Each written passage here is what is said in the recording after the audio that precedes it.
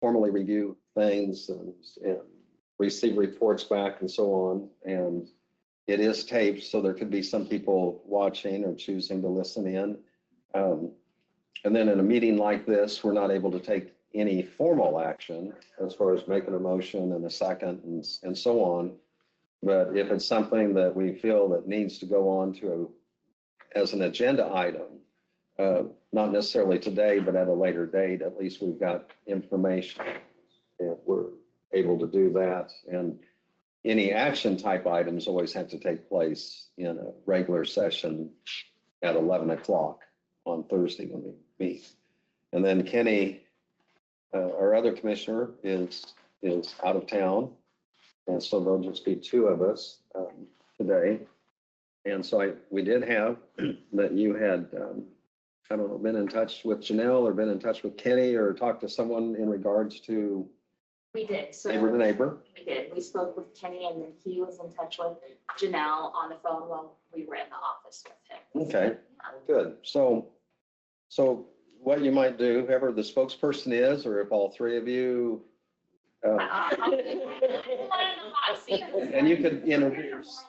There, okay, and you can introduce the others too, but if you'd go ahead and step to the podium and if you have information for us, we'll certainly look at it.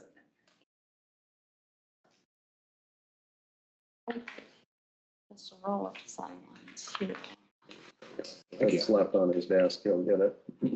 Or have a chance to. Okay, so good morning, everyone. I'm Amanda Robinson. I'm the Executive Director at Neighbor to Neighbor Abilene. And this is my Marketing Director, Ashley Harrington. And this is my Board Treasurer, Judy Barton. Okay. Okay. So I apologize. I've never been to one of these meetings, so I'm just going to jump right into it and see what I have. So I don't know if many of you know about Neighbor to Neighbor Abilene. We run into people who know a lot about us and some people who've never even heard of us. Our mission is to provide individuals and families at any stage of adult life with opportunities and tools necessary to enhance the quality of life for their households and themselves and like their future. So our goal is to help people, families. We serve Dickinson County, and we try to set them up for success, not necessarily Band-Aid the issues, but we do understand emergency issues arise and we try to help in those situations. So we exist to meet people at the moment they're most at risk of falling into a crisis situation. We provide short-term assistance that helps stabilize the households and keeps small problems from becoming the bigger long-term community burdens. So we try to help in that way. The need. So right now with rising costs, everything's outrageous. Groceries, just bills in general, everything. People are being laid off. We have housing insecurity. There's lack of housing or affordable housing. We serve 5 outlying towns in Dickinson County, and on this little handout, this front one I gave you, if you look down at the locations we serve Abilene, we serve Dickinson County, but we have a mobile food and hygiene unit. Oh yes, here you need a mobile food and hygiene unit that goes out to these 5 outlying towns in the county. And that's gonna be the Woodbine, Hope, Enterprise, Solomon, and Industry. And then we also, like I said, we do some things with Chapman, and of course we serve Abilene, but we serve the whole county. These 5, Woodbine, Hope, Enterprise, Solomon, Industry, those are the ones we take our mobile food and hygiene unit to. We do that every Tuesday of each week of the month.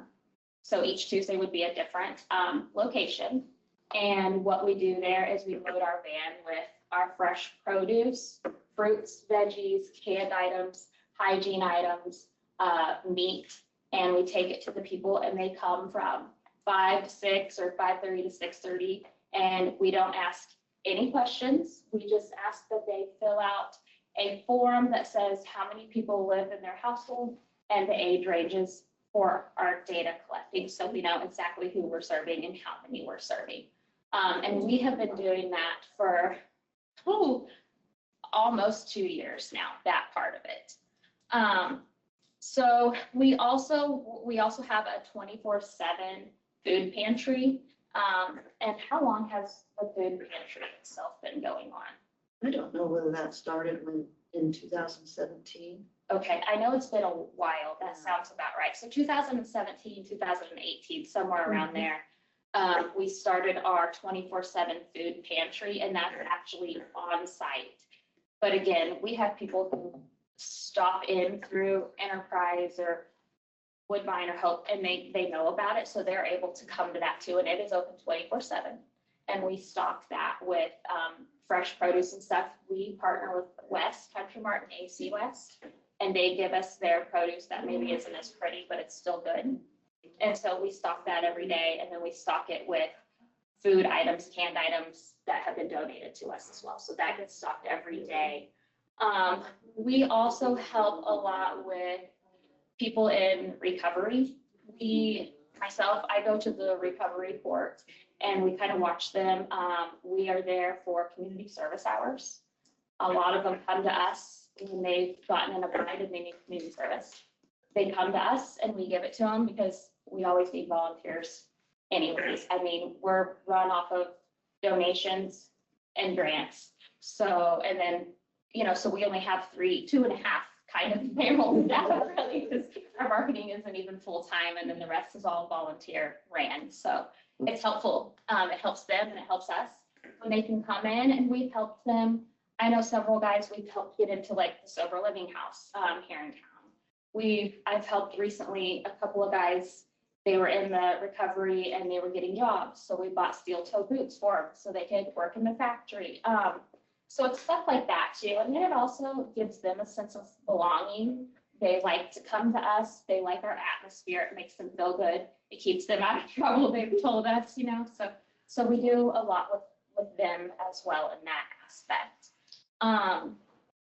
We do so much more than just the food part of it as well. We also help with rent and utility assistance. We help with gas. If people need gas to get to a doctor's appointment or to get to work and, they're low, we ask them to meet us at Jumpstart, and we go and we'll, if we fill up their tank, depending on what it is, maybe we give them $10 or $15 or $20 until payday. But so we do a lot of that. We have money that we use for co-pays for medical. Maybe they have to go to the doctor and they can't afford their $50 or $30 copay. We'll do that for them, or we'll help pay for the copay of their medicine itself. We've gotten people eyeglasses. So it goes so much deeper than just the food in general. There's a lot of people out there that need these things, and we're just there to kind of support them as they go along. Our food and our rent and utility assistance. So we've partnered with Community Action. It's out of Topeka, and they actually help us to provide rent and utility assistance for families. We, as Neighbor to Neighbor, also do, but Community Action will pay up to $300.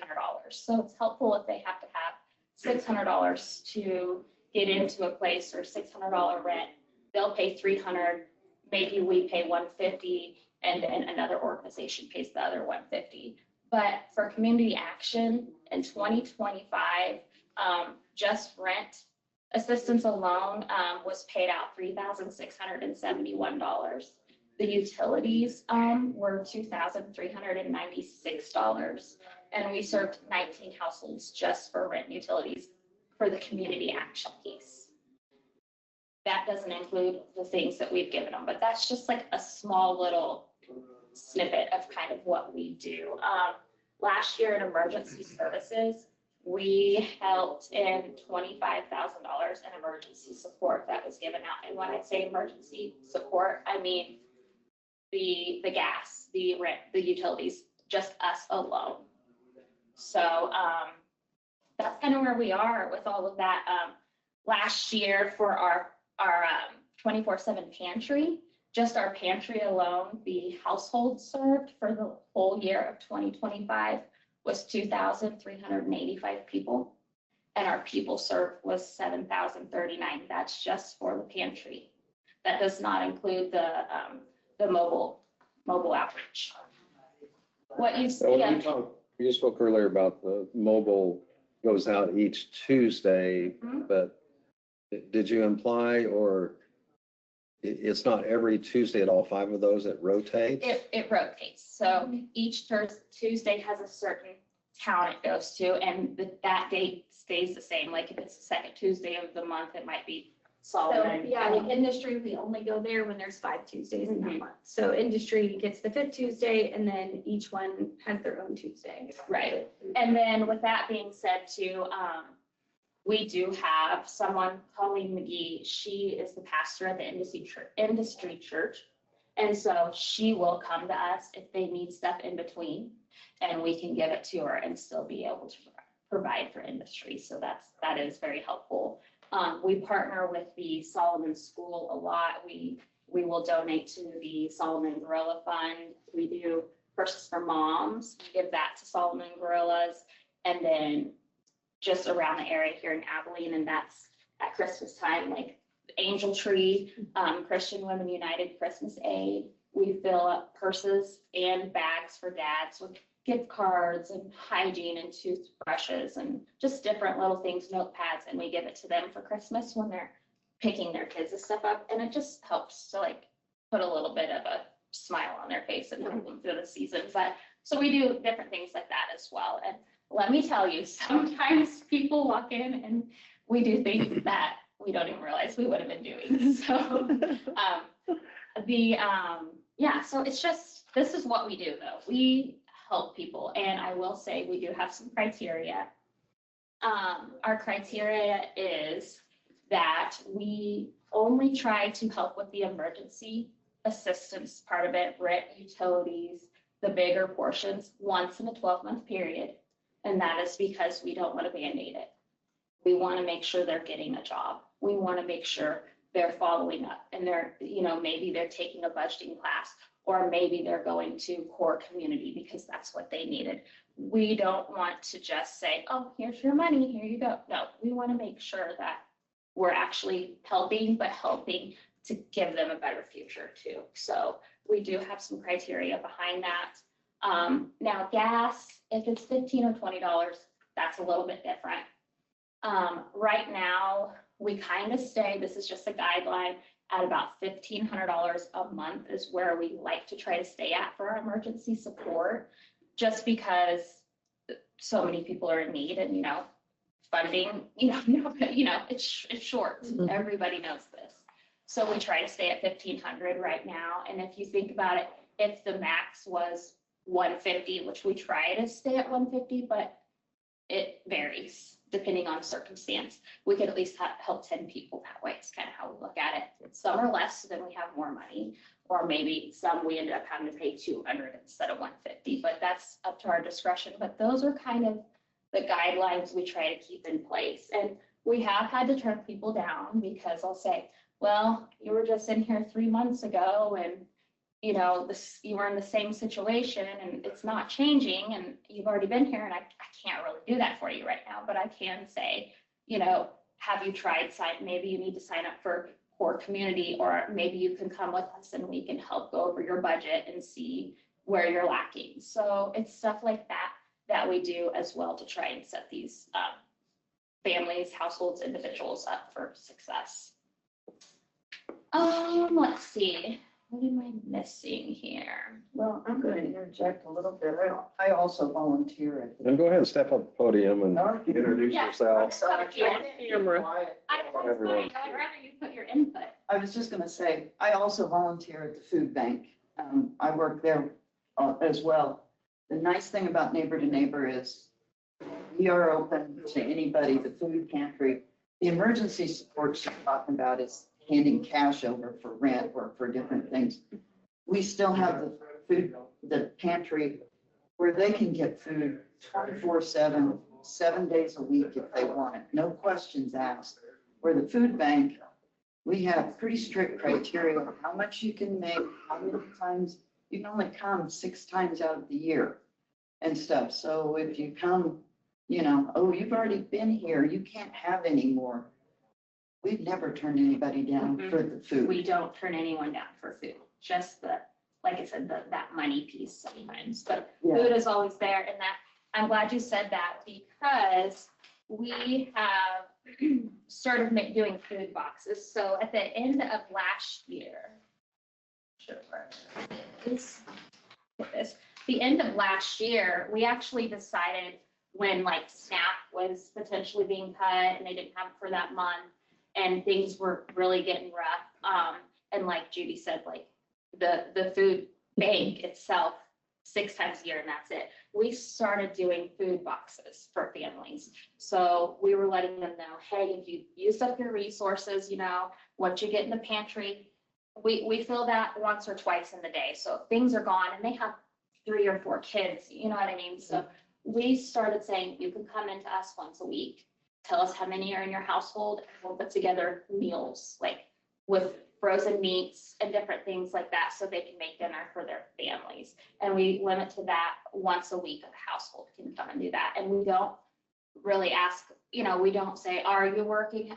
That's a whole nother thing, but we don't want people to go hungry regardless. And that's one of our main, that's our main mission and goal. So we did start that to help offset those needs. And in October, when it very first started, and I think we did it like maybe middle of October, we only did 6 families, 6 boxes, and then I think a total of 25 individuals in those families. In November of 2025, we served 24 families food boxes. And in those families, it was 75 individuals total. And then December, it was 21 boxes with 72 individuals total. And this year, it has increased even more. The more people are hearing about it, we have people who will call us from Woodbine or Harrington or industry. We have a couple from industry, and that they'll come and get their food box or whatever for the week. So we do that too, to kind of help offset what they don't get at the food bank. So what kind of shape, talking to Dickinson County, what kind of money would it take to sustain what's going on? I see in some of your numbers and things, but how bad a shape are we in?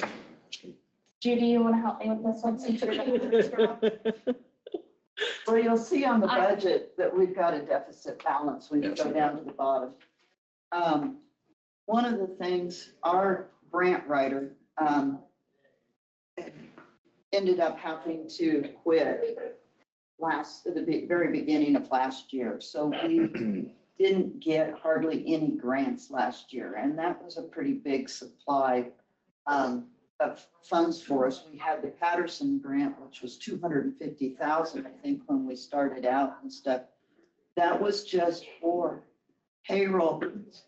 Let me go back. Sister Loretta started this beast. She took no money for it.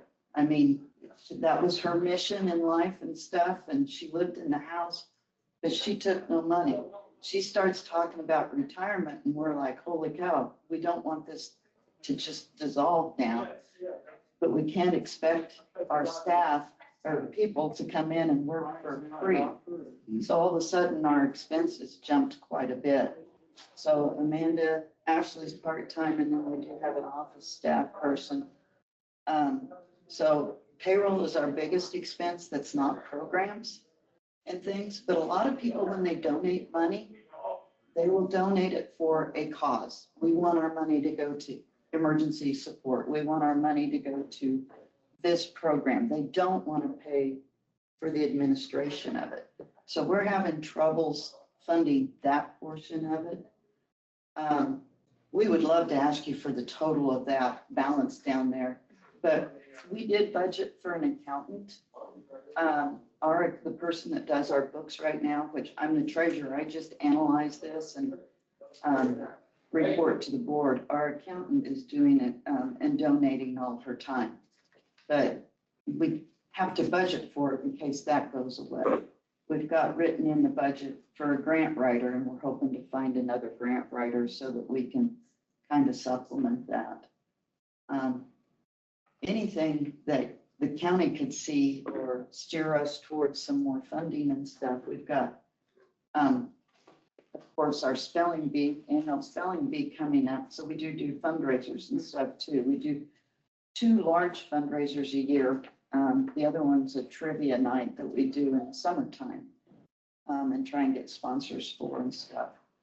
But we were going to come in and ask for, if you guys had the funds and could see fit, approximately $20,000, but we'll take 1,000. We'll Yeah. take 2,000. I mean, we'll take We're whatever. grateful for anything. We're grateful for, and we're grateful for the time you've allowed us to come in and just tell you about our organization.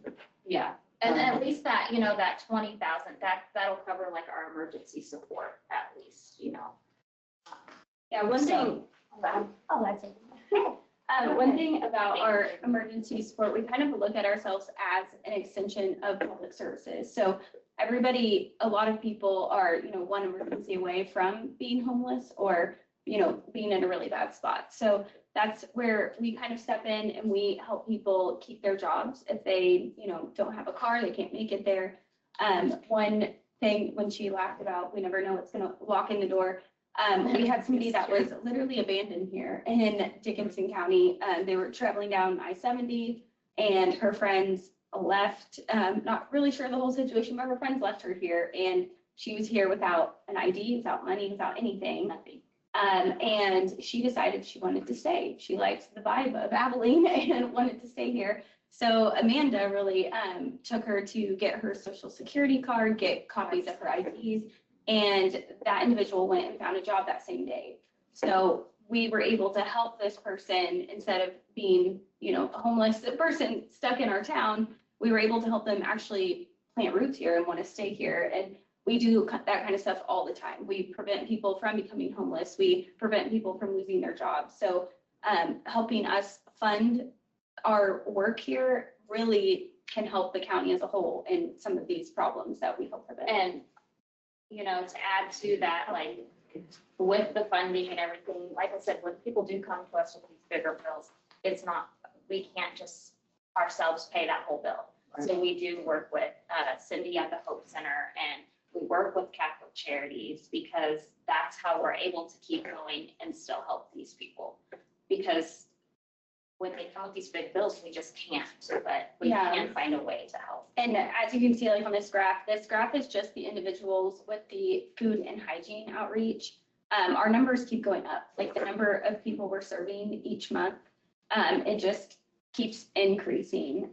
It would be great if, we weren't seeing that need, but I think with everything getting more expensive, we're just seeing more families that need a little extra help. And like Amanda said, we don't want to put just a Band-Aid on the situation. We are really helping these people help themselves. So On the budget piece, do you kind of help them prioritize? Because I've Yes. heard from another group that they say, be sure and pay your rent because that's what you need.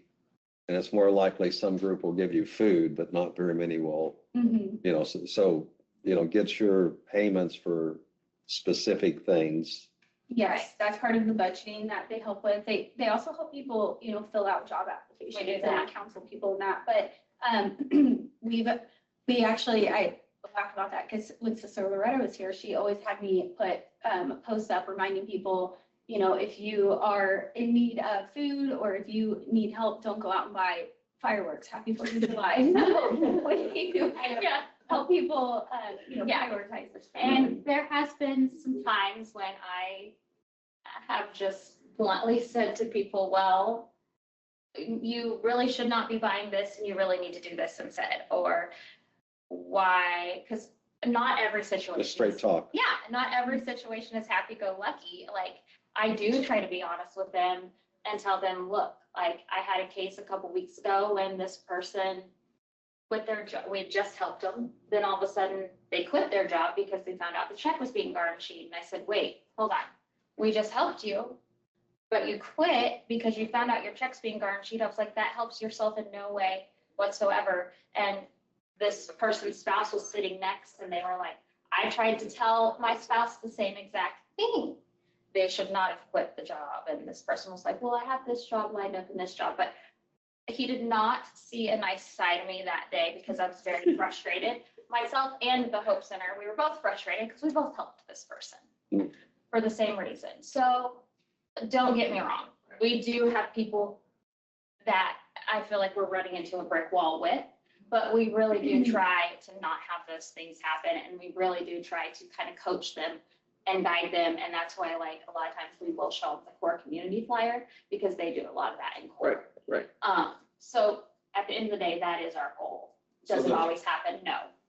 So between the three of you, there's other board members, have you ever just tried to go ahead and write the grants yourself? I mean, I know some grants are very, very complicated, So, but some are, Yeah, this is a newer thing that we've needed, and I believe Amanda's in the process of learning so that. with that being said, that is what we are going to try to do. I'm getting ready to take a grant writing class.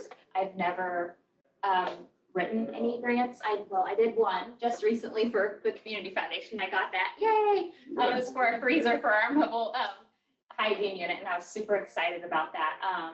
But so I am going to try to learn how to do this. And also a lot of it is it's very time consuming, and we only have the two of us plus a half of marketing. So that's where it kind of gets tough too. That is in the works. is that hydroponic unit still working out well? Okay, so it is, we still have it right now. We took a break from it because with all of the influx of people coming in just the last few months of 2025, it just became a monster and we did not have enough people to man it. So we're hoping to get that up and going again. It's wonderful. It helped serve community meals on Monday nights because we would grow lettuce and stuff in there. And then we actually tried cucumbers, and that was amazing. And we had cucumbers from, we started them in June, and we had those all the way until October. We kept those going, and we were able to keep growing cucumbers because we have 2 towers. So we did one that was lettuce, and then the other was cucumbers. So it's doing it without soil and. Yes. I mean, it's a different. Yeah, it's kind of a specialized. And then there's a have a whole base that room has for it. water, and then in the middle, there's like this light source, and it's on a timer, and so it mimics the sunlight. The downfall behind that, though, is we have to check the levels of everything and make sure, so that's just very time consuming, but it's amazing. It tastes so good. So we hope to get that up. Fresh produce. Yeah, it's the best. So. Yeah, and I guess one more thing I'll add, the response time that we have. So that's where we see ourselves filling a lot of gaps with maybe other community programs. A lot of places, if an individual has to apply for some kind of assistance, there's a waiting period, and they have to, provide certain things, and it just takes some time. If you're in an emergency situation and you're going to lose your utilities tomorrow, we can step in immediately and we respond within 24 hours. So we kind of help fill those gaps in those kind of emergency situations too. Okay, I'll wait. Thanks. Any questions, Ron? Or I think you guys have answered them. So, Hey, great. Yeah, that's really all I have. That's kind of, the gist of what we do, unless somebody walks through the door and surprises us with something new. That's the main thing. So, and I really do, I laugh about it because it's just like, I would say, we could never make some of the stuff up that we see in the day. So it's never a dull moment working there, that's for sure. And I do love it. well, thank you for your work. Yeah. There are a lot of people that need help, and Thank you so we much. hope, and neighbor to neighbor and core, and Oh, gosh. a lot of you are It's making really a difference. great. We really are, and I love it. So, and thank you guys so much for having us here and for your time today. So. And I know Kenny will have a chance to kind of review the materials too, and we can kind of have some discussions and just see if there's a way we can participate or one way or the other. All right. So we probably could get back with them in a couple of weeks. Yes, and then we'll just put you on the agenda and have that. So, Perfect. And thank you so much. Thank you guys. We really appreciate your time. what was your title? Marketing director. Marketing director. Is it on? Is it on the sheet, the sign-in sheet? It's in Abilene. Yeah. Sign-in sheet, I think. Okay. Oh, yeah. I guess it is on that. Yeah. So you'll have my cell phone number there. So, Perfect. all right, thank you guys so much. You. Judy, is Randy keeping busy? And I mean, we're missing here at the county. Don't tell him that. He's in Morris County today. You know, he's their sanitarian. That guy does one day a week. Okay. And he gets to drive around. That makes him happy. Oh, right in his wheelhouse, yeah. Okay. Well, tell him hello. I will do that. Everyone's probably run into him or see him. Yeah. Guys going to the game Saturday? Amanda. Will you direct What's the weather gonna do? You're the. Yes. We got snow. Director. Okay, we're supposed to be going to Atlanta on Sunday and visit Jennifer. Oh, yeah. Yes, I mean, today. Yeah, and then we're gonna drive down to Marco and spend a week down in Nice. Marco. Retirement is awesome, man. I don't know whether you're traveling yet or not. No, I haven't yet. I mean, I haven't. It is the best life. Okay. Anyways, but yeah, so I don't know what we might cut our trip to Atlanta short a few days. I mean, Thank you. I'm gonna get back to the office. take care. Okay, thanks.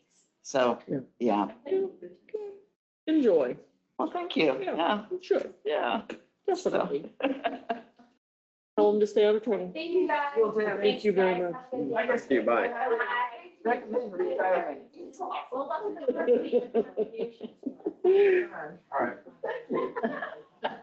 Yeah, I've seen that for.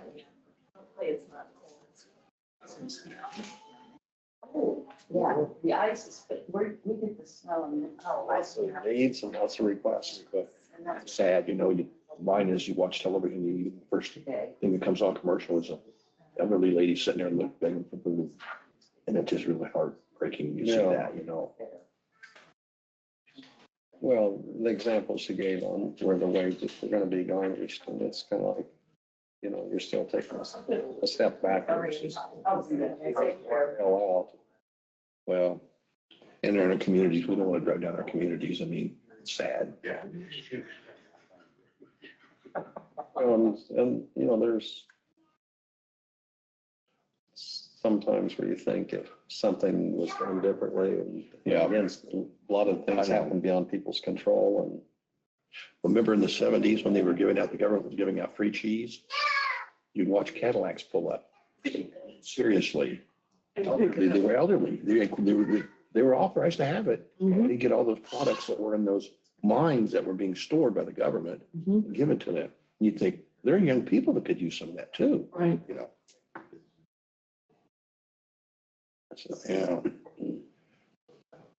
But the worst one, I'm going to tell this story, Leah, you're sitting there. Story here in Abilene, a number of years ago happened that an elderly couple was getting ready to go to church. And they went outside and it was a cold day and they went to start the car and it wouldn't start. Couldn't figure out why it wouldn't start. They had it serviced and everything. Of course, they raised the hood and the battery's missing. Somebody had stole the battery out of their car. So in the paper, they write an editorial. This is what happened. Whoever done this should feel ashamed of themselves. And we request our battery back. And you people need to repent, basically. So sure enough, a week later, a brand new battery shows up on their porch with 2 tickets to go to the K-State ball game. And they thought, well, that was wonderful. I've written an editorial in the paper telling them how wrong they have done. And they're paying us back by returning my battery and giving us tickets to the ball game. And so they go to the ball game and love it. It's a wonderful game. But when they get home, all the furniture's stolen. Is that a true story? It's okay, you get So. anyway. Gary, did you investigate that, or is this? That's happened that I know once with Kansas City Chiefs tickets years ago. Yeah. Really? See? When we came home, yeah. Lesson to learn if you get free tickets. There you There you And then we had some Sunday morning burglars that would go when people were at church Church. and break into their house, steal all their guns and such. Well, they used to have,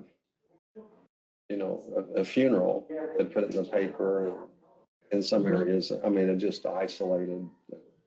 Or if they were in the That hospital. way, yeah. Of course, that's one of those things they talk about on Facebook that, some people will put all sorts of stuff, like next week, we're going to be our dream trip and we're going to be gone for 10 days or they'll just put too much information and it's That like, happens on Facebook a lot. and it's like, that could go wrong. Anyway. Hubert.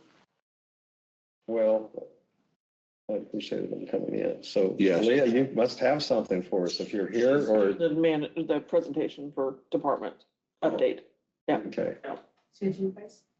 Or is Jerry in line first? Do we need to? It's ladies first. Okay. I can. I'll holler at you when you're done. Oh, okay. Yes, you will. Good. So just one of my yearly meetings. So some of the things that I usually give you is what we get on what we have received for 2025 on the interest that we get from county, from all the accounts that go into county general. And for the total year, it was 207,000. So that's up just a little bit. And then we get interest from CDs, and that was 250,000. So that, the interest rates are going down a little bit. I'm not getting over 4. It's usually about 3.55 or maybe 3.75.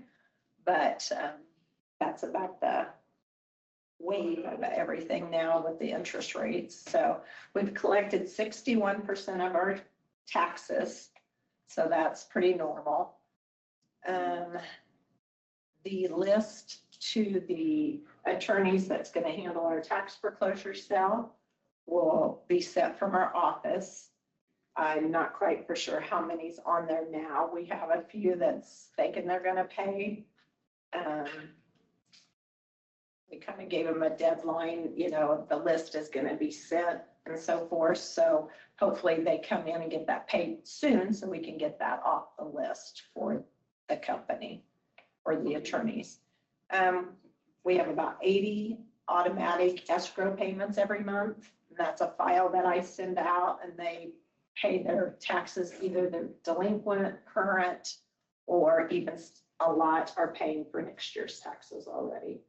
And it's the time now for heavy trucks, trailers, or commercial vehicles, and anyone with the last name starting with A, they have till the end of February to take care of that.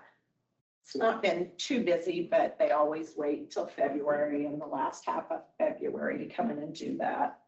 So we've mailed our delinquent letters, anyone that didn't get their taxes paid in December. So we've sent out personal property and real estate. So I don't know if it's made it to people yet. We haven't seen a big rush of people coming in or calling. And those are the ones that if they didn't get their tax statements, then we'll work with them at that time. So, and let's see. We got a certificate from the state. It's out of our region. That's 21 counties. Our county placed 3rd for our audit. That is, they go back through all of our work that we did, make sure we didn't make any errors. And then we have a conference call and we talk through things. So I think that's pretty good. Yeah. So our girls are very good at what they Is do. that 3rd out of 105 counties No, or? it's only 21 counties. Well, but 3rd out of, well, still, that's Yeah, good. that's good. I just wonder. Yeah, it's out of our district. I don't know if they ever throw it all together to see where we are at. We still would have been 3rd if there'd been more counties. Well, I'm sure. Well, I'm surprised we're not first because Well, Who's first and second? I don't know. They didn't tell me that. Okay. So anyway, so that was exciting. So I've been looking into a different company to do our tax statements for next year because, our tax statements didn't go real well this last time. So I have this company that they came to our conference in June or September, and they do tax statements. It was really impressive of what the tax statements look like. And tomorrow I have a conference call with them for them to get more information from us and things. So here was an example that he sent. So if on the stub at the bottom, you can see that they tear off differently. could I just use this one next year? It's pretty low. Yeah. Taxes are lower. Yeah, I like the idea of the first stub being at the bottom, they tear the whole thing off. Mm-hmm. You can read the numbers better. They're much bigger than our other statements because this is something else. Ours, Oh, yeah. our statements are just, the figures at the bottom are very tiny. It's hard Yeah. for them to read. Especially when you get older. Yeah. And so I just think this is a little more appealing. It looks clean to me. They have done, this past year, they did Brown County and Stevens County. So I text both of those treasurers. They were very pleased. They said they're, a couple things are going to change for next year, but went really well. And so he estimated with what taxes we had last year of what the cost would be. And we're looking at maybe, and he even figured the rise in the mailing process and maybe $1,000 more, but I'm basing it off of CopyCo, which didn't run ours at first class last year. So there's some difference there, but I just thought with all that information, and then of course we can put our stuff on the back, which has to do with homestead and the different exemptions they get. But I thought that looked really I like nice. that. I think that's gonna be very beneficial, and they work with CIC to import the Yes, spreadsheet. because Brown County is CIC. Right. So she sent me a copy of their statement. Leah, if a person at home would get a statement like that, Mhm. and then when they run it on their copy machine, would it show up okay? Should. Okay. Yeah, if they're Yeah. using the right size of paper, but I just, I mean, the red colored stuff, some. oh, it would, if they have color. Okay, they have colored, okay, Yeah, okay. yeah, so. If not, I would just do a black. Yeah, well, it's fine too. Yeah, which Yeah. that's when we run duplicate statements in our office. They're Yeah. just black and white. We don't spend that money. so Yeah. We're kind of a penny pincher. So I hear you there. Might be something to do with being treasurer. So anyway, but I will give you more of an update after we talk with them tomorrow. We have our little conference and see how that's going to go. But they said once we send our file, we approved our file, it would be 5 to 7 days. So, Okay. so that's. I was wondering what the timing that would be. Yes, so Pretty hopeful. hopefully I'm towards the top of the list since there was only 2 counties before, so hopefully I can get that. So anyway, it depends on when we generate our taxes of how fast I can do it there. Well, So, Any questions? Well, I'll mention to you, I find your office very helpful. Thank you. And I'm always amazed because, I mean, everybody needs to, whether it's for their tag or their taxes or license, all of us end up at that office 2 or 3 times a year. And I'm just amazed at how quickly and efficiently they're working. And a lot of times there's a short line, but it's a moving line. yeah, And so I'm very lucky. considering all the to have detail my and staff. They're things all they over. have to deal with, Yeah. So I really think it's customer friendly. I will go back and tell them that. So I always, when somebody gives me a compliment, I actually tell them, because I said, most of the time you don't hear those. You hear something that we maybe didn't do right or something. Well- They thought we didn't. Thought you didn't do right, yes. And, I think it kind of helps. I mean, you started out in that off, I mean, you kind of worked your way up and through, so, I mean, you know every bit of it and. Years, so, yeah, because it used to be divided. The treasurer's office was up. Do you remember that? And motor vehicles down. That's right. Yeah, we were separated and we had those back steps that we went up and down all the time. So.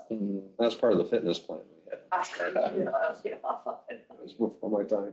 Lucky the work comp plan didn't kick in. it's probably, Somebody fell down on once, but Oh, boy. had a problem with their ankle for a while, so, Uh, yeah, not me. I was still young. Anything else? thank you so much, Lee. You're welcome. Stop into my office anytime. Thank you. Thank you. Yeah. Right, okay. I didn't know if you had any questions for these two with regard to the juvenile detention. Did you guys want to talk about the juvenile detention? Yes, no, that'd be great to hear them. I did attend the meeting yesterday.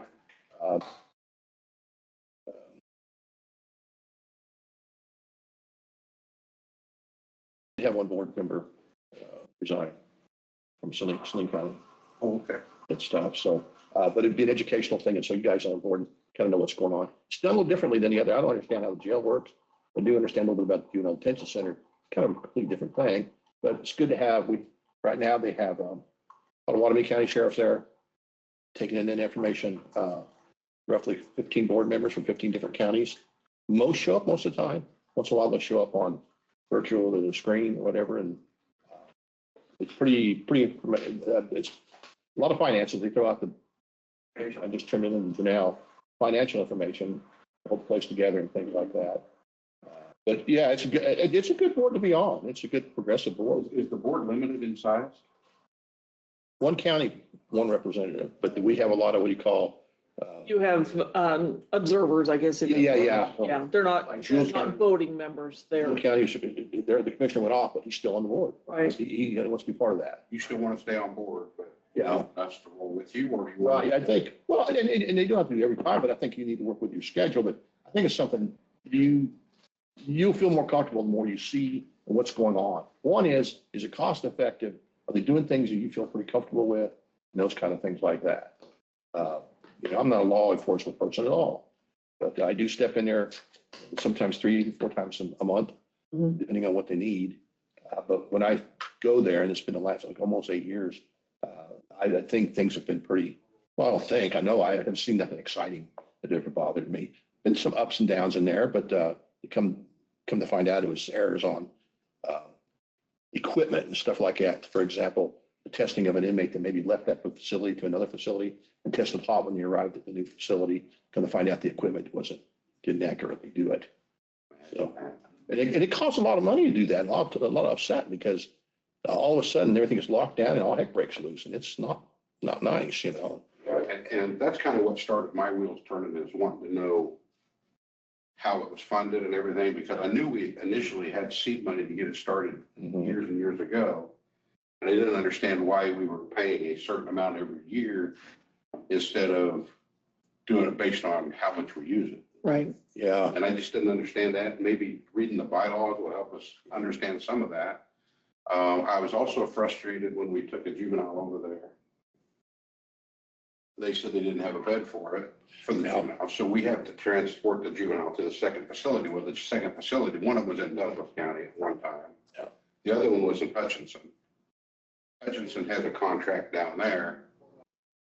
So we took, Yes. 90 miles to Hutchinson, and then we got notified that we had to pick our juvenile up and transport the juvenile over to Girard, Kansas, which is here over in southeast Kansas, about 217 miles from here. So we had to go from here to Hutch, from Hutch to Girard, and then back here. Yep, I don't understand if we're paying for beds over there, why we don't have a bed available, and if there's no bed available, why we aren't reimbursed somehow for the transport fee. I mean, it would be different if we were taking them to Salina or a closer juvenile center, but to take them clear across the state, and then eventually we got to bring them back.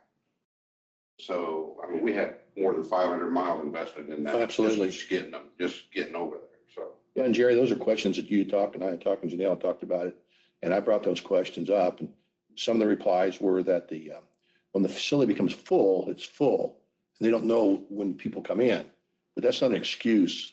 We're not big enough to handle what's going on, but they're expanding it now, as we know, and take care of that.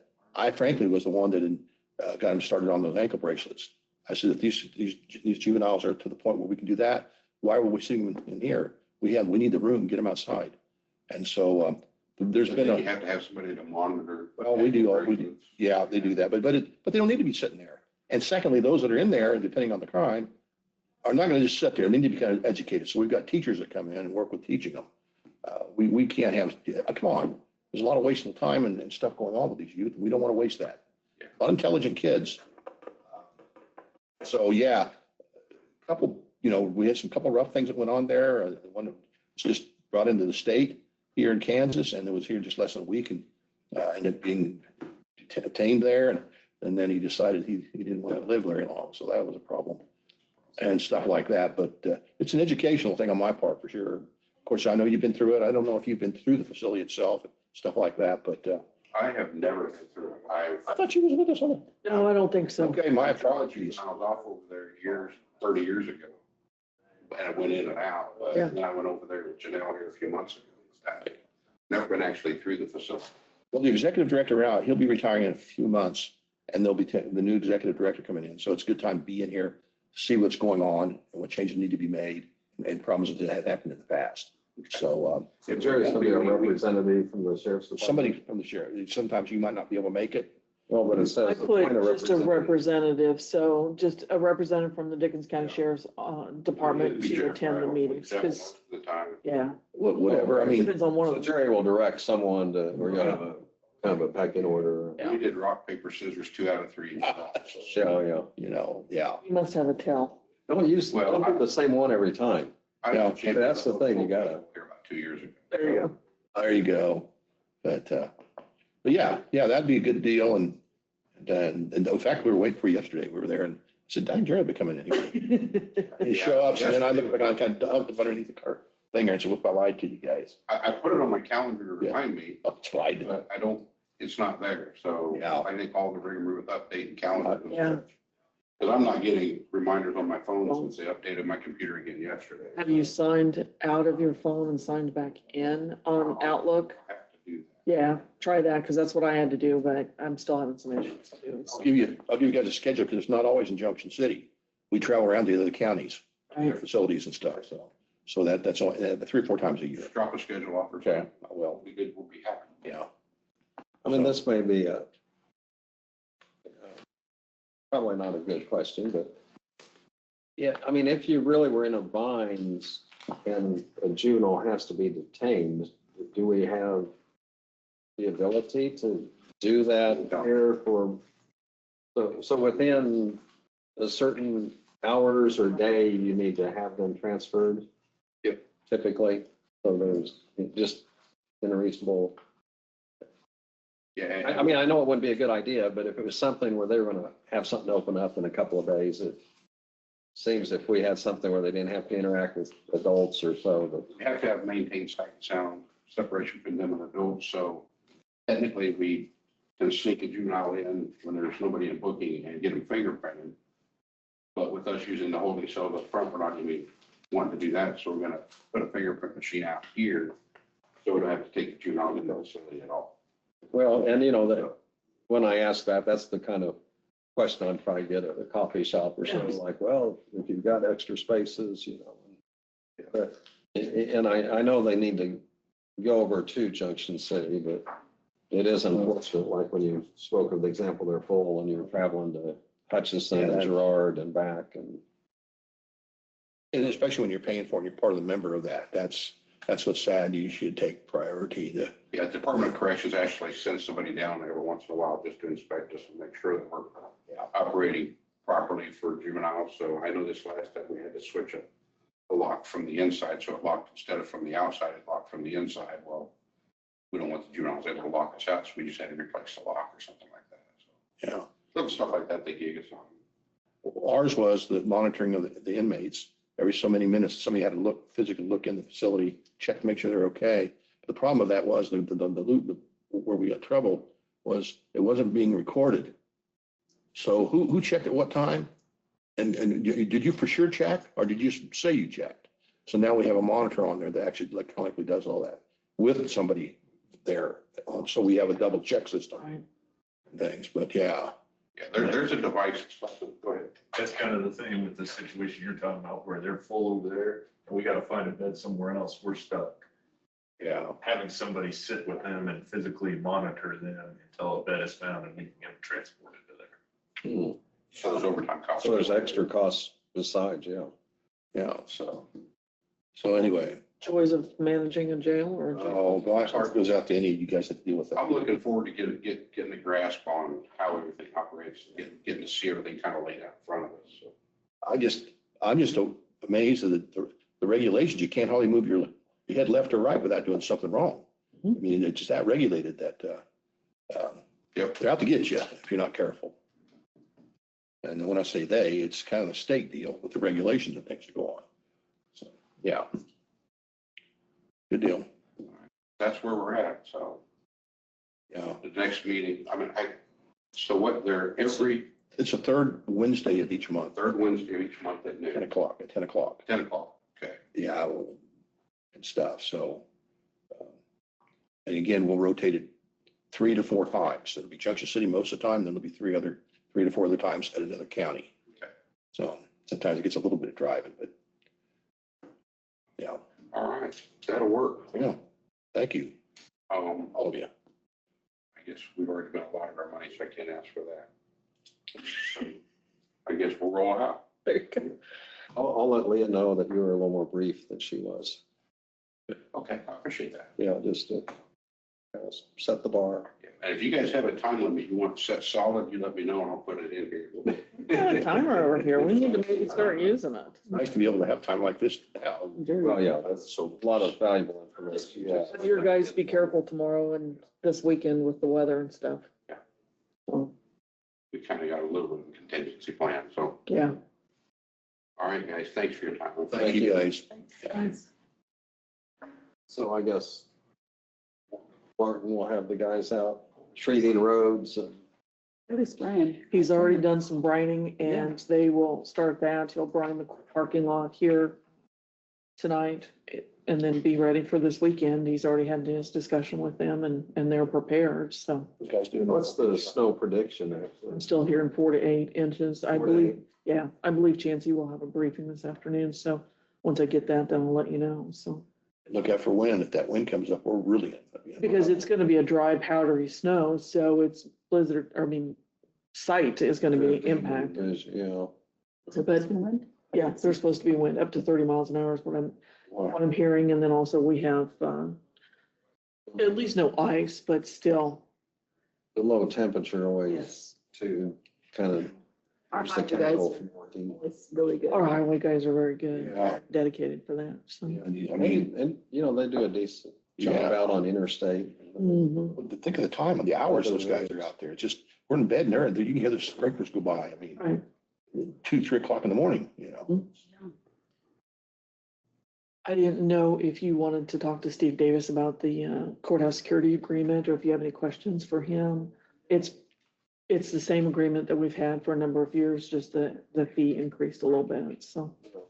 I don't know if there's much we can, Well, it's very. I mean, everything's Agreed. working as far as procedural and Yes. we haven't had any incidents that are No.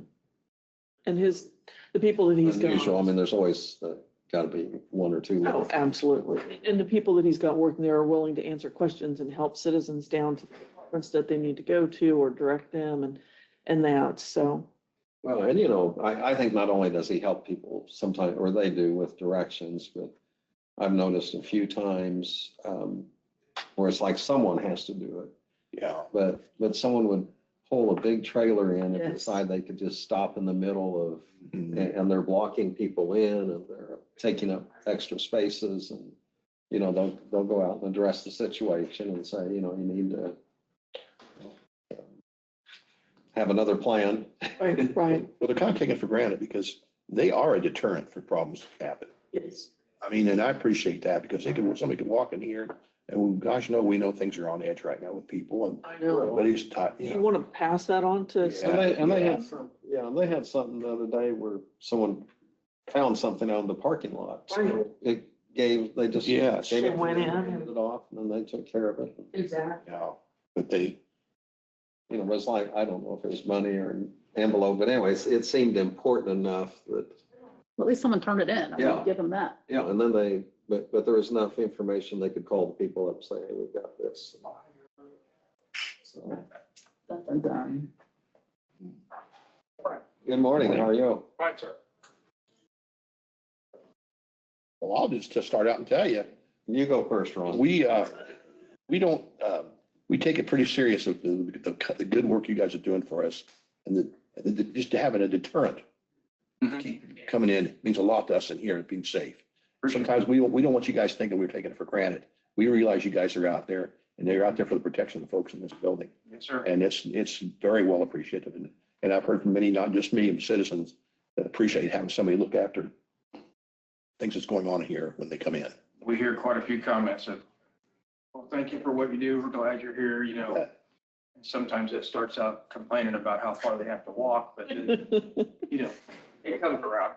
Yeah. Well, I mean, I sense you guys are firm and consistent and yet not overbearing. I mean, so there's also, you know, you're sometimes the first welcome they get at the door and can kind of set the tone. And if they've got a question where something's located or an issue or anything, I mean, at least, but also We know the where to sit. the security part, you know, is important. Absolutely. You know, the people person part too, because everybody that works out there is, I would consider a people person. And Yeah. not to sound braggish, but my guys have no problem wheeling people down for their tags and the wheelchairs. We go out, put stickers, we take tags off, we put tags on. So.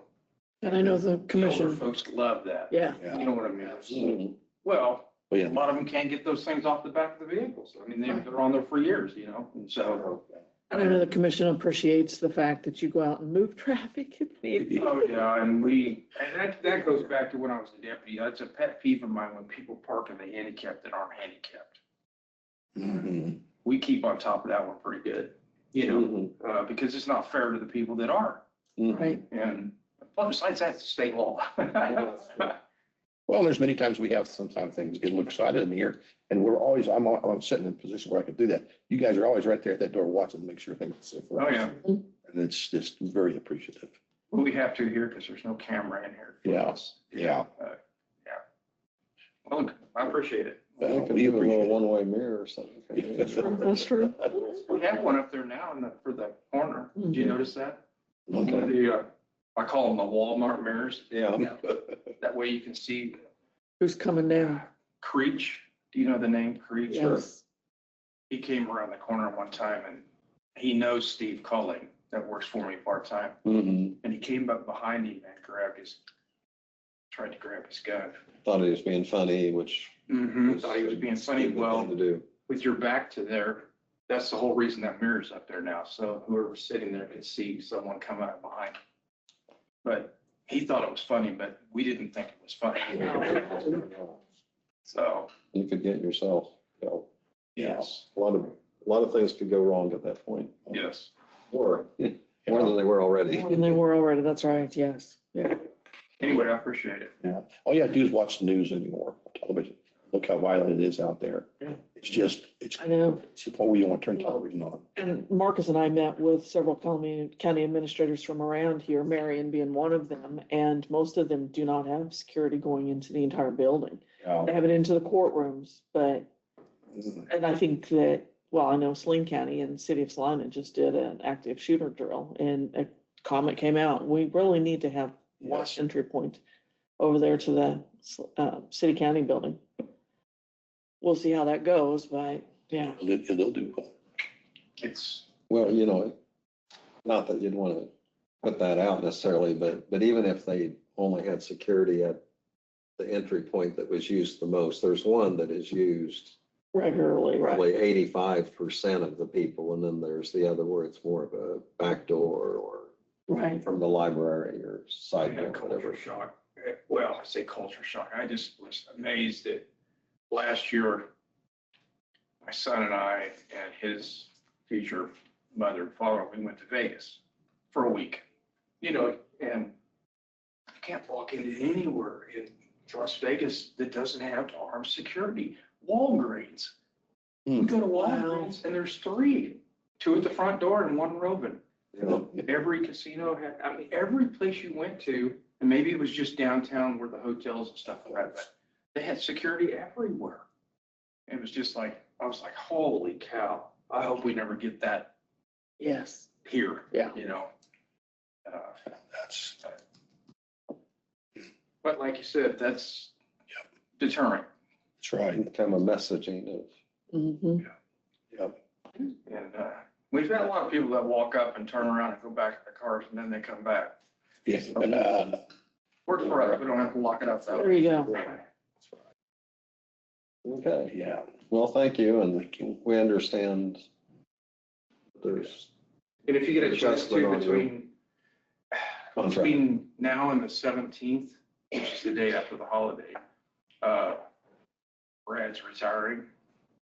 Older guy. Oh, yeah. Okay. He's retired.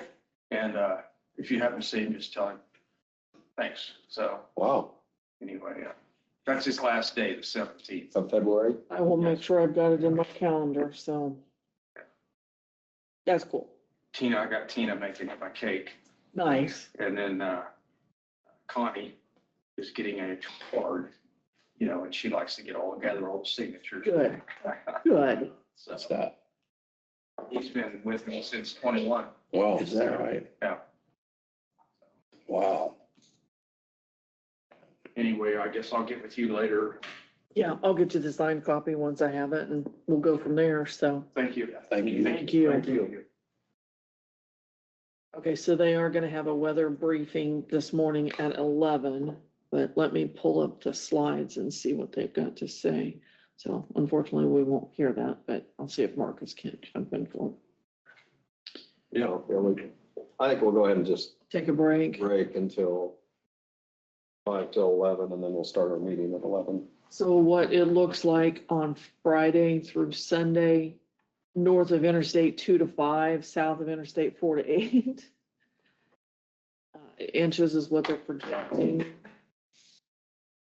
And well, they've got at least a 84%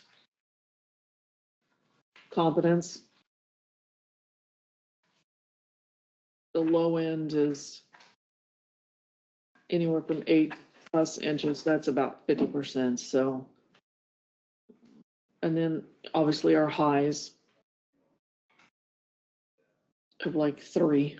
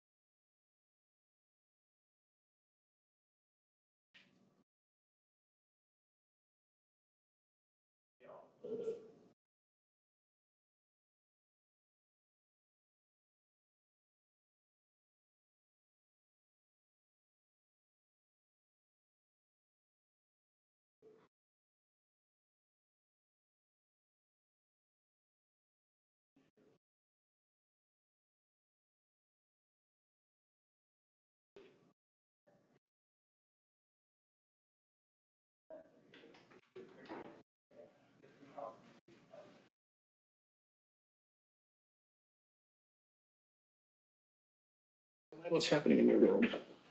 Oh, this, trying to keep busy. I've got, How's retirement? Or it's not retirement, you're probably more busy. it's kind of funny because Katie takes care of the office, and her husband had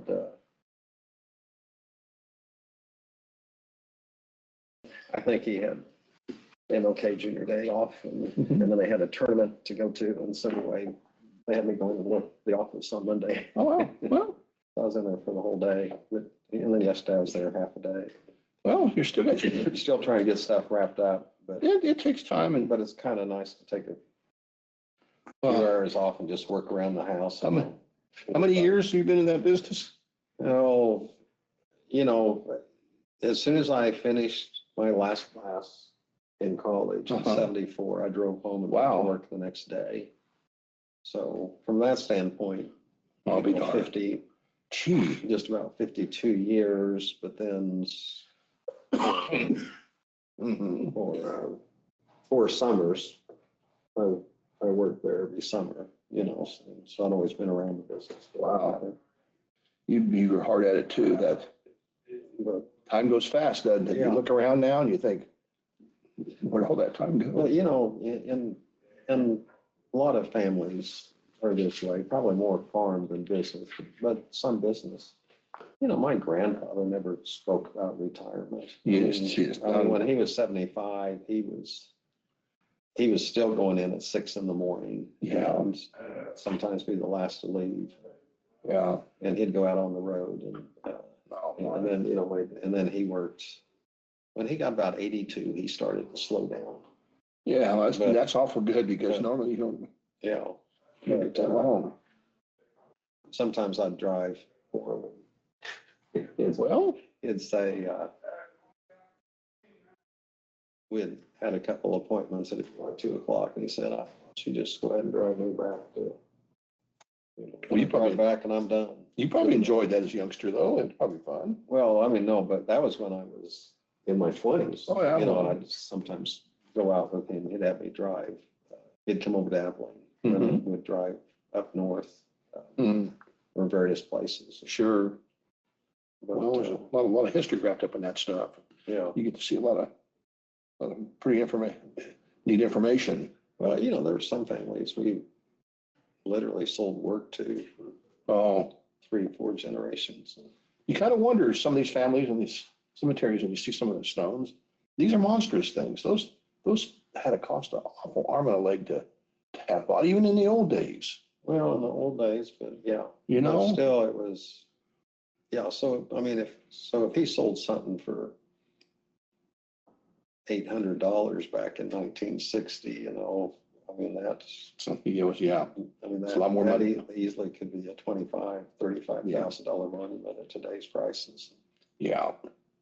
And actually, he sold some bigger ones back then than Mhm. what I've ever sold in current years. Mm, But, yeah. but anyway, there are some, and I run into them where they might be 55 and they already have it figured out. Oh, no, it's good In thing to 2 do. years, I'm going to retire, or 3 Yeah. years.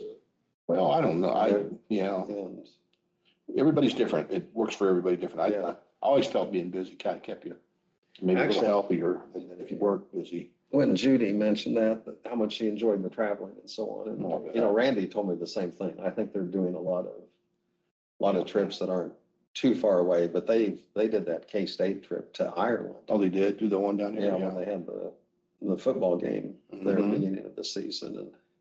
And, I think there were, someone told me like 15, 20 couples from Dickinson County that They're pretty strong. went to that, participated in that. And then I talked to a few people in Junction City and Salina. Oh, yeah. And they had groups of people going over. Yeah. My daughter's in-laws, they are very strong, seasoned, all graduated from the university there.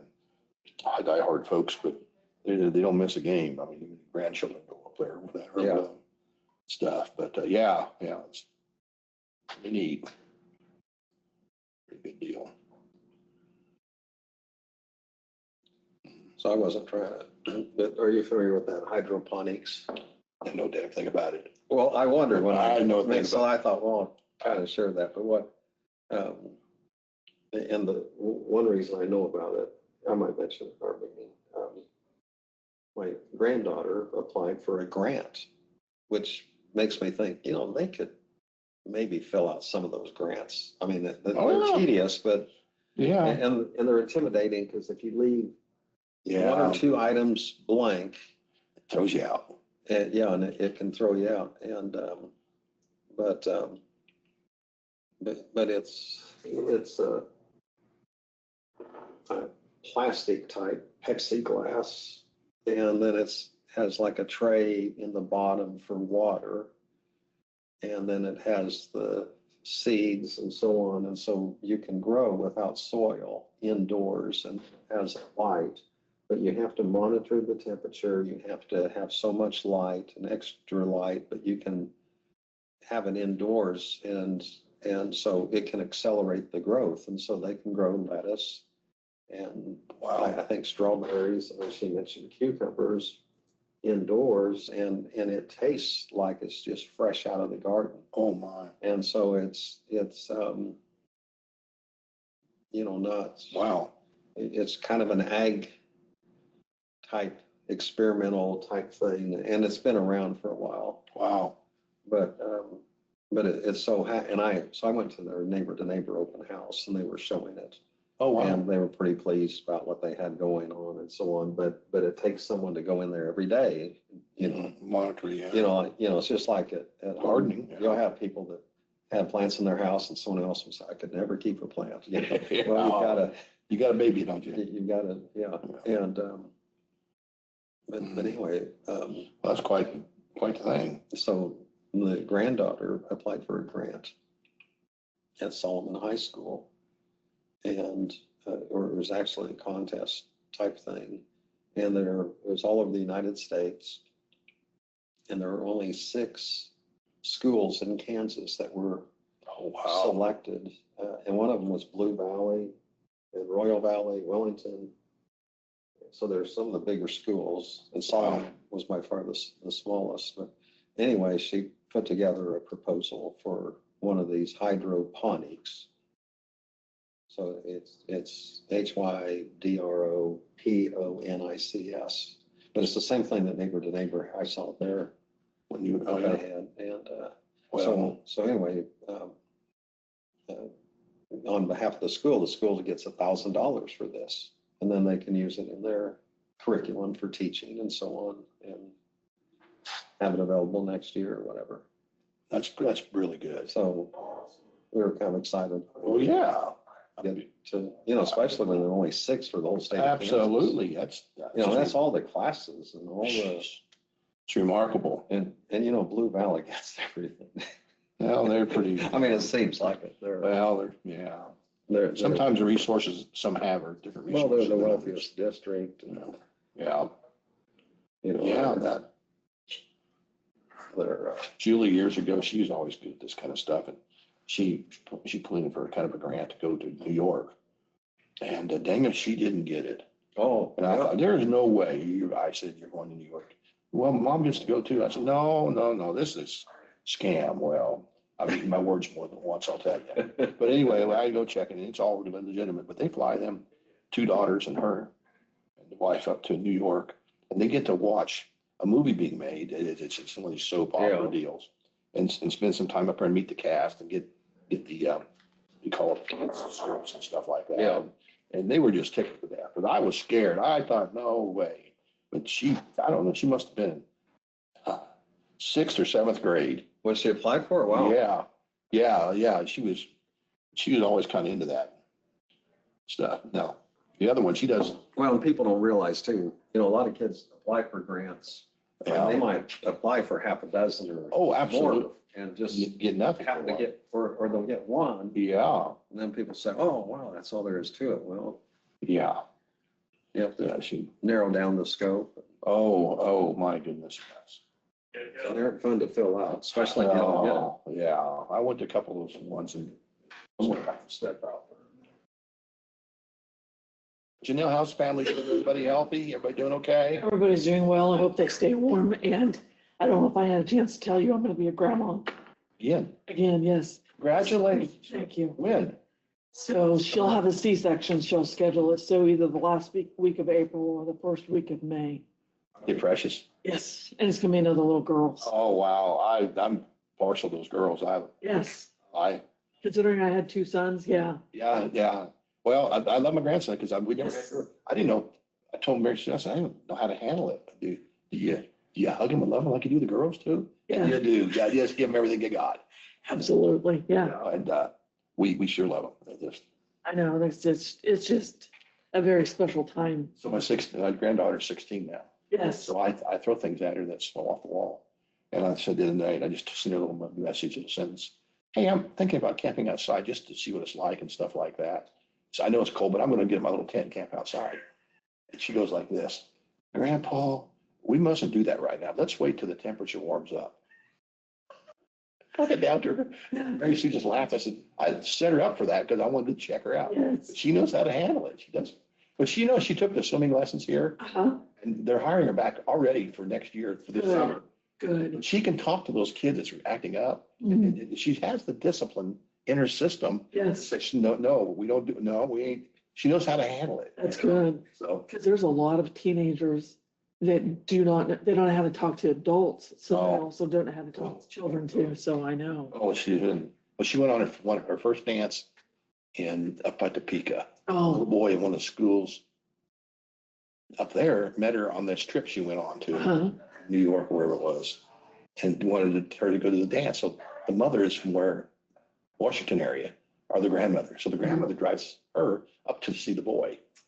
Wow. And they had a good time. It was new, new stuff. Of course, grandma and grandpa was like, what'd you do? Where'd you go? What'd you do? But they had a good time, little dance and stuff like that. Nice. But yeah. It's quite Time flies pretty quickly. I bet it's hard to believe that she's 16. 16, yeah. A couple of years she'd be out of school and she's already ready to go on. Does she know what she wants to do? What's good? Well, I don't know particularly what field. Janelle, this child probably shouldn't walk across the room without stumbling. She is smart as hell. Right. So that stuff it's not anything. We just don't want to make sure she's got the right balance. Right. You can be smart, that's fine, but you Exactly. don't have all these other things, you're going to be in trouble. So Kenny didn't do this, which is okay, but when we get for public comment, I think I will ask for public comment. Mhm. And then if someone says they want to comment or they raise their hand, then I'll say, before you make your comment, we'll read the rules. Okay. And I think rather than have you read through the entire rules, I don't think, So, I think if we did that in a regular meeting and said we always read this the first of the month, but I mean, I was- read it for 2 minutes. Oh, and I feel then- sorry for Janelle. I almost thought, I thought the same thing that I was thinking there. I'd give her a card just to pass out and say, look, you have, kind of like the police officers, do you have the right to there you make go. Here you go. Miranda rights. Everybody grab the card here. This is how we handle this. Well, Because it puts a lot of work on you, Janelle. but I mean, It's repetitive, but but having, the part though is if half a dozen people show up in the room, oh, 3 or 4 are going to make comments. It yes. probably is a good idea to Yes. say, here's the ground rule. Well, it is. But anyway, so That's we'll whatever you probably want. do it that way. And Kind of like listening to the opening hymn in church. There you Say go. what? No, I mean, it's well, you get used to certain things. certain you know. things. So next week is, I always just used to tell the, no, this is the wrong instance. I always used to tell the story in church where some guy would always fall asleep in church. The minister was a little frustrated about it. And he was in one of his sermons about where the wicked go.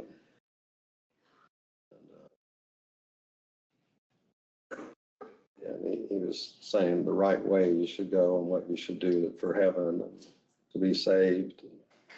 And he says, and anyone that wants to go to hell, stand up. And it woke the guy up. And he stood up. He heard the stood up part. I bet everybody. He looked at the minister and he said, I'm not sure what we voted on, but looks like you and I are the only ones for it. That is good. That is, yeah. That's so next week, when we go to local government day, Louis Bloom is available at 10 a.m. So I went ahead and just told him we could be there then. And I can't. Okay, I'm going to try to get there, but it'll probably be 11 o'clock. okay, And so I might just go to a few offices and right, leave my name. yeah, If I happen to catch them in right. the hallway, I will. And Scott hasn't gotten back with me, but he also mentioned that he has committee meetings going on as well, so. He said at noon is when he was available. Right, so we'll just So- try to snag him then, and then, because And then his he'll start at 12:30, or 12:45 check 6 in and blocks stuff. away. Exactly, so. So Jennifer and I'll go talk to Lewis, and then we'll try to catch up with the others and All stuff. right. You could see some of the others, you could. Of course, the Secretary of State's office, I want to go sit by You there. know where that's There's a new at? one now. it's across the street, isn't it, and half a block away? I don't know, because they moved to a new office. I don't know where it's at. They did, Yeah. oh, It's not, is it down from the Eisenhower building? Or from the docking building? well, I don't know. Docking I think it building? was on Sixth Street or something, and at one Okay. time, I'm not sure if it was a post office building or whatever, but it's, The last time I went was a while ago. I mean, Caitlin still worked in the clerk's office. You And can- it was upstairs in some building. you can buy flags there, American flags. Oh, nice. And they're a good quality and so on, Right. and they're reasonably, I didn't know that about them. yeah, so if you need it for a flagpole or something like that. I don't, but someday maybe. I don't have one in my yard. You don't have Buy a one? flagpole. Tell your husband to pull one up, yeah. Maybe we just tentatively think about leaving at 8:30. Give us plenty of time to get up there. And parking. We'll probably do a lot of walking. Because we'll probably just park at the KAC offices and then walk over or something, but it just depends. Yeah. It's supposed to be a Is it little much better cooler. that time? I forgot my phone. No, I You think it's- can, if you want to get closer, you can feed a meter, but make sure you take quarters. Right. I think they have an app too, Lynn. And yeah, and then it's, That'd be nice. and then it's, I think a quarter just gets you like 30 minutes. Yeah, but And so, and then you can only fill it like for 3 hours or 4 hours or something like that. So if you guys got down there at 9:30, you'd be right across the street. I mean, you walk a block instead of walking yeah, that's what I'm saying. 6 blocks. Because Tuesday's high is 36. So that's not gonna be too bad. You wear your cap and My cap, heavy coat, scarf. I have neither one of those. I'll be honest. I'll drop you off. I need to invest in one, but I'm very particular, so it's hard to find one I like. Oh, I get that. Like all the foo-foo. Yes. Yeah. Well, come look at the one that I have, so I'll show you. I forget. Well, I bought a couple for my granddaughters and daughters, and they never came in time for Christmas, and so I'll just wait till next year, but they're kind of a Griswold type. They'd wear it and laugh at each other and take a picture, but when Bethany goes back to Colorado, she wouldn't wear it, No. I'm sure. That's good. She is particular too, but she'll, if Florida can laugh about it there. Yes, not just because of everything. Oh, I forgot. That's okay. Oh, here. Did you get the email about it? Yeah. Okay.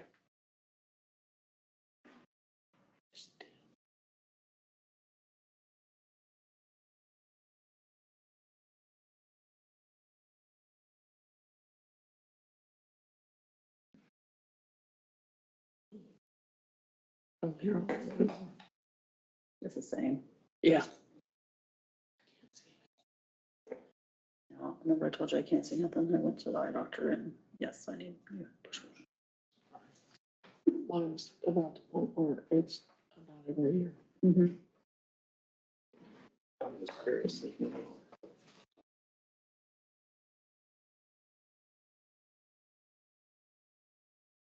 That makes sense. Mhm. I was trying to guess, and I thought, well, Yeah. Come on, man. I don't know, that's, I 2 minutes. had a cup of coffee, ought to be. Me too. I'm peppy now. Look out, is what she's saying. Oh, well, we had, yeah, so you'll have our notices, so.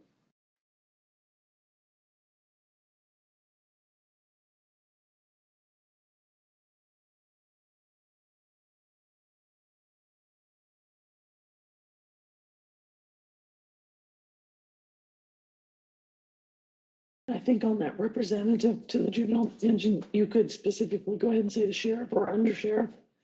Yeah. And it's a good kind of, from a job training thing too. And it brings people closer together if they're around like that and understand. Hopefully we won't have this miscommunication and, Right. you know, we want to make sure we're taken care of too.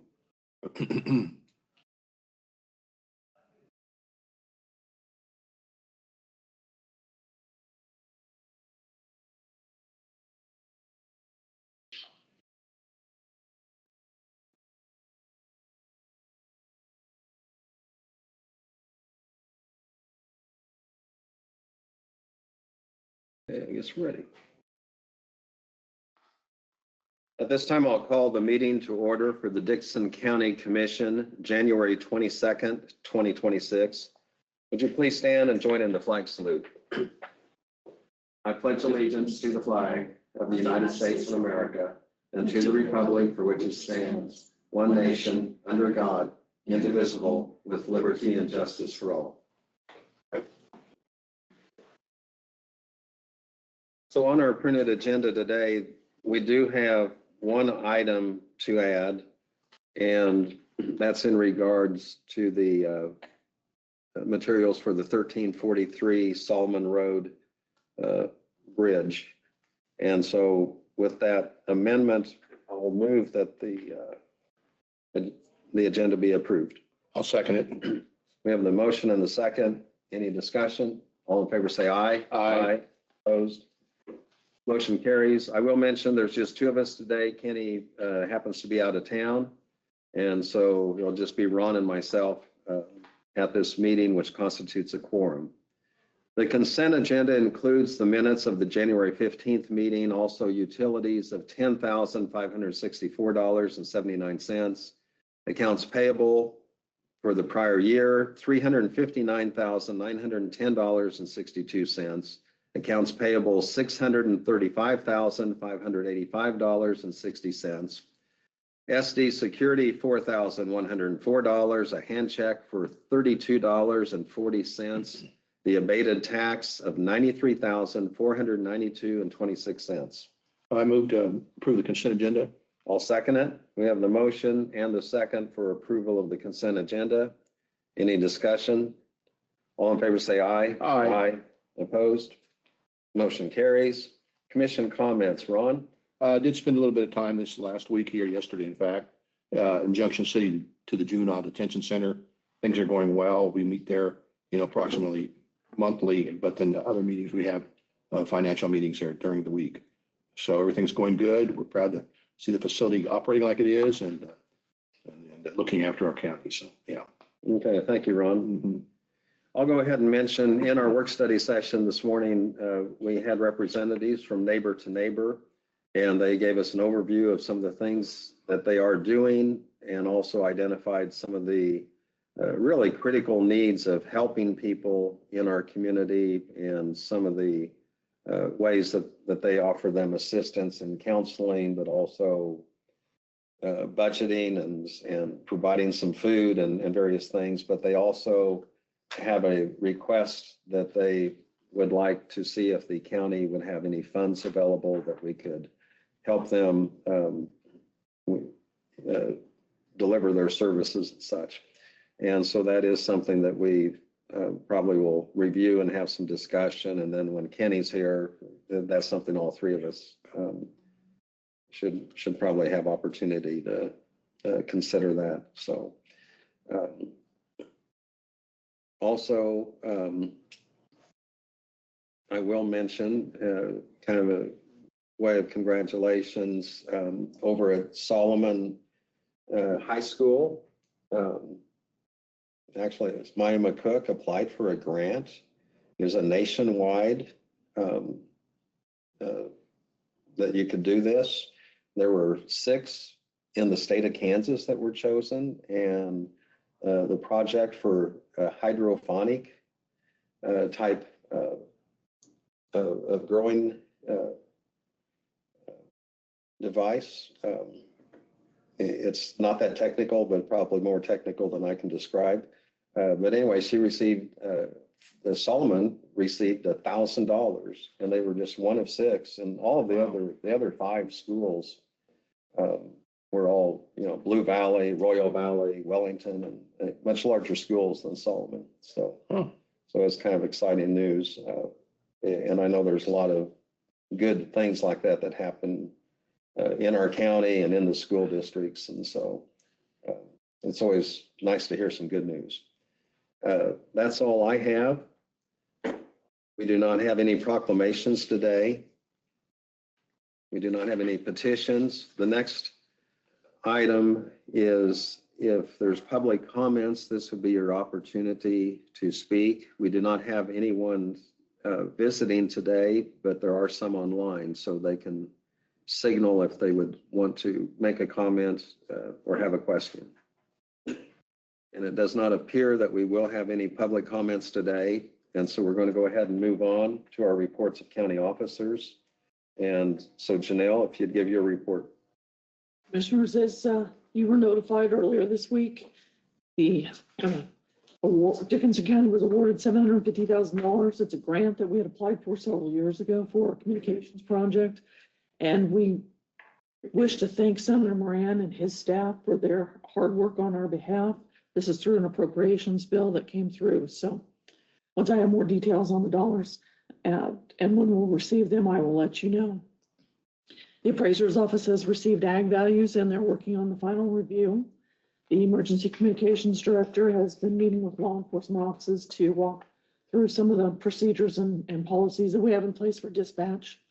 The Public Works Department is cutting trees in the right-of-ways when they're not prepping for the winter storm that's coming this weekend. So you'll see them out brining. I would just caution everybody, if you don't have to travel, don't. Bitterly cold temperatures, and watch the forecast for the snow. And the bridge and the 800 block of Flag Road will be open today. So that's all I have, unless you have questions for me. I don't have any questions. I might just add on that grant. That was something that some application was made for. I think, I know Janelle, you worked on that, and I think Julie Roller worked on that, and others. And we've been very communicative with Senator Moran. And there were about more than a dozen projects across the state of Kansas. And for us to receive that grant, it helps with some of those federal dollars, because there's a lot of things that we have to do that we don't have the funding, but we're directed to take care of it. And also the Abilene Police Department received a grant. And so I know Senator Moran has been through the county several times, but a few times a year he'll touch base with someone, either the county or city or individuals in the county. It's good to have a senator that is very aware of what some of our needs are. So I appreciated him kind of directing that through the process on the federal level, because some of this actually started more than a year ago, year and a half, 2 years ago. At least, yes. So, and not everything you ask for is approved. I mean, it's very competitive and it's very need-based. A lot of factors involved. Okay, so going back to the agenda, I don't believe our county counselor had any report for us. And he will not attend every meeting, but once a month he will be here. And then if we have a request for him to be here, he would make arrangements to come or provide us with information. But I mean, we still are very communicative with him on a weekly basis. And so the next item we have would be notices and communications, and Jennifer Gayton, our county clerk, would have that information. I don't have any this week. Oh, well, here's something you can find. I should have got this to her. I did have from Representative Tracy Mann, and basically what it amounts to is that he's identified some of the main issues that he's going to be tracking through Congress, that especially that have great application to the state of Kansas and to rural families. And we are in the 1st district. And so I did receive that. And so We'll go ahead and move on then. The next item we have is to consider a resolution, and this is to reappoint Justin Volkman to the PBZ board. And this is more of just a housekeeping that's something that's by term. And so he has served the previous term and now would like to continue on that board. And anyone that wants to serve on a board can always get a hold of the county and fill out application and let us know. Because if we do have a vacancy, I mean, we can certainly take that into consideration. But anyway, I'll go ahead and make the motion that we reappoint Justin Volkman to the PBZ board, and it's resolution 012226. And I'll second that motion. We have the motion and the second. Any discussion? All in favor say aye. Aye. Aye. Opposed, motion carries. I will mention, on the planning board and zoning, we try to make an attempt to kind of balance it out so there's representatives from various parts of the county. And so it's not just all Abilene, or it's not all South End or North End. We try to kind of spread that around and get some representation. And, sometimes some of the zoning decisions are very specific to an area, but, also often they have an impact on the county or kind of establish precedents of what would take place throughout the county. So anyway, we'll notify Justin that he has been reappointed. We do not have any unfinished business. The next item we have is to approve the appointment of Brooke Woodworth as Logan Township Clerk. And we were notified by letter of that. So I'd go ahead and move that we appoint Brooke Woodworth as the Logan Township Clerk. And I'll second that. We have the motion and the second. Any discussion? All in favor say aye. Aye. Opposed, motion carries. The next item we have is to consider our security contract. And Janelle, do you want to kind of briefly summarize that? Absolutely. So this is an agreement that we have with SD Security, and they are providing security going into the courthouse. This is a 2-year agreement. We've had this in place I believe this will be our 6th year with SD Security on that. There is a small increase to the fees going from $28.50 an hour to $30 an hour. Last year, they provided us just shy of 4,000 hours. So not only when the courthouse is open, if there are meetings after hours or during election time when the election office is working through those ballots, they are here providing service. They're here when we have zoning meetings as well. So we are budgeting $120,000 for this in the general fund. So we would just ask that you approve this contract for the next 2 years. Pardon my voice. Okay. And I'll also mention, along with the security, a lot of times they are the first people you often see when you come to the courthouse. And if people have questions and, where's the clerk's office or where's the treasurer's office, if they need assistance with a wheelchair and so on, they kind of go above and beyond, and they're helpful.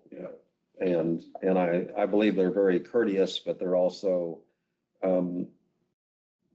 very firm and consistent as people come in.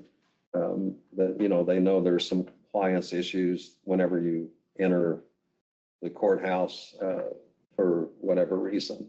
And so they basically what it says, it's a security agreement for the courthouse. I'll make a motion to consider the SD security contract. I'll second that. So we have the motion and second that we go ahead and approve this courthouse security agreement. And it does have as Janelle mentioned, a slight increase from previous years. And I think we can handle that in the budget. So we have the motion. I gave the second. Anything else? All in favor say aye. Aye. Aye. Opposed? Motion carries. Next item we have is to appoint a representative from the Sheriff's Department to the Juvenile Detention Board. And once again, I think this is kind of self-explanatory. I'll save Janelle's voice here, going into the details. But what we're going to do is have someone from the Sheriff's Department will be part of that board. And Ron, you might know a little bit more about it, if you'd want any additional comments. Yeah, no, I don't have any comments. It's pretty self-explanatory. Just having extra ears and eyes on the situation that's going on to represent Dickinson County. Okay. And it could be that Sheriff Davis would be the one that would participate in that board. They meet monthly, but also opportunity to go over to Junction City if needed. And he could be that person, but also it's just kind of generalized that he could appoint that person. So either himself or someone from the Sheriff's Department will serve in that capacity on the board. Yeah. I'll go ahead and make the motion that we appoint a representative from the Sheriff's Department to the Juvenile Detention Board. And I'll second that. We have the motion, we have the second. Any other discussion? All in favor, say aye. Aye. Aye. Opposed, motion carries. The next item we have was one that was added to the agenda, and this is for the bridge materials for 1343 Solomon Road. And what we have here is we did put this out for bids. The staff is recommending the decking and sheeting from Wellborn, and that'll be $37,550. And I'll go ahead and make that motion. I'm not doing this in order. I've already started this one, so we'll go ahead and do this for the sheeting first. So I'll make that motion that we accept the bid from Wellborn for that, the sheeting for $37,550. I'll second that. We have the motion and the second. Any other discussion? All in favor, say aye. Aye. Opposed, motion carries. Also, part of that is the structural steel, and we had 3 bids on that from Husker Steel, Odin Enterprises, and Wellborn Sales. The low bid was from Husker Steel, and so I would move that we accept their bid from Husker Steel, $40,785, and that's for the structural steel for the 1343 Solomon Road project. And I'll second that. Is there any other discussion? We have the motion, we have the second. All in favor, say aye. Aye. Aye. Opposed, motion carries. And is there anything else to bring before the board? I'll move that we adjourn. And I'll second it. We've got the motion and second to adjourn. Any discussion? All in favor, say aye. Aye. Opposed, motion carries. We're adjourned. Thank you.